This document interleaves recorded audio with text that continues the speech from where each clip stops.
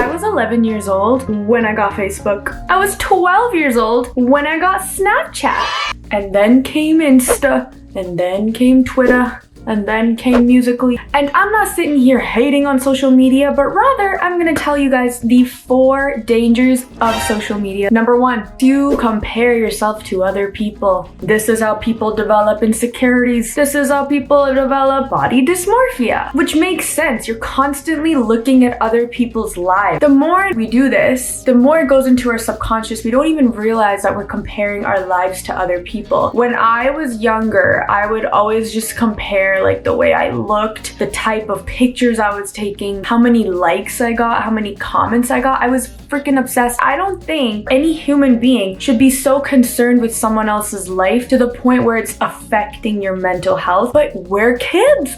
How are we supposed to know that this shit is literally going into our subconscious and planting itself and creating a home, and it's setting a fireplace, and it's making coffee, and it's there to stay? Our beautiful insecurities are born from social media. Number 2, the more time we spend on our screen, the less time we spend with our families. We have less human interaction because there's no need. Next time you're in a social setting, just look around. How many people are on their phones? It's everyone. I actually recently started going out into public and like not going on my phone, and everyone is just on their phones. We are a social species. We don't know how much this is affecting us. We filled this void that we have, and the uncomfortable feeling that comes with talking to people, we've just kind of bypassed that and we stare at our damn screen. Very dangerous. Number 3, something called confirmation bias. Now, what is confirmation bias? You're scrolling through your phone. You see a video and it kind of verifies what you think. You like it, you share with your friends. Scroll to the next thing. It's something very similar. The algorithm has picked up on the fact that you're interacting with a certain type of video with a certain message, and now it's only going to send you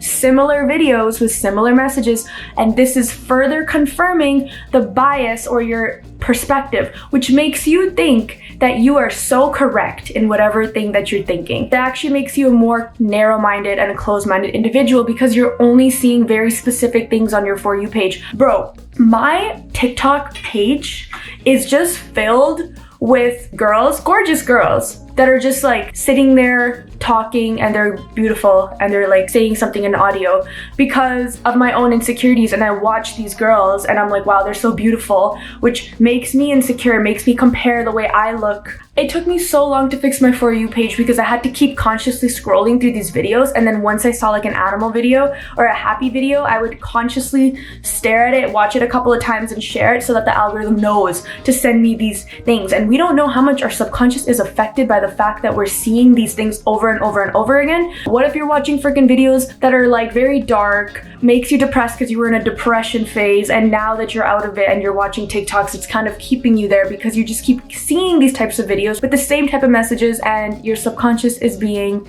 affected. Confirmation bias, guys, be aware of it. The 4th danger of social media: dopamine addiction. We keep getting hit with dopamine the more times I scroll on this fucking thing. Oh, I feel a little bit sad in life, I'm gonna go to my phone. This is not natural. Nature did not intend for us to have so much available dopamine around us. It makes you so used to the state of getting dopamine that when you don't have it, which is just normal life starts to begin to seem so gloomy and boring, and you don't know how to use things with moderation. These are the 4 main dangers of social media, and they're still affecting you probably. What can you do about it though?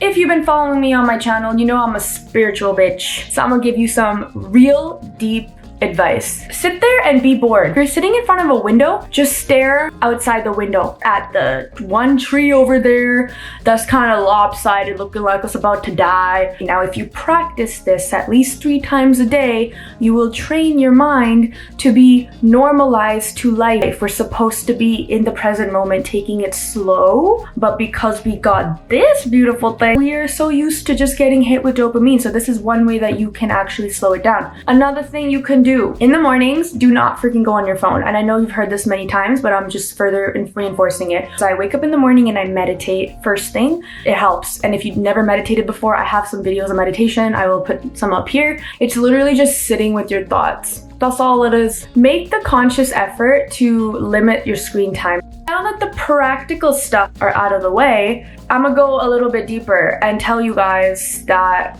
this world is much more than what we think it is.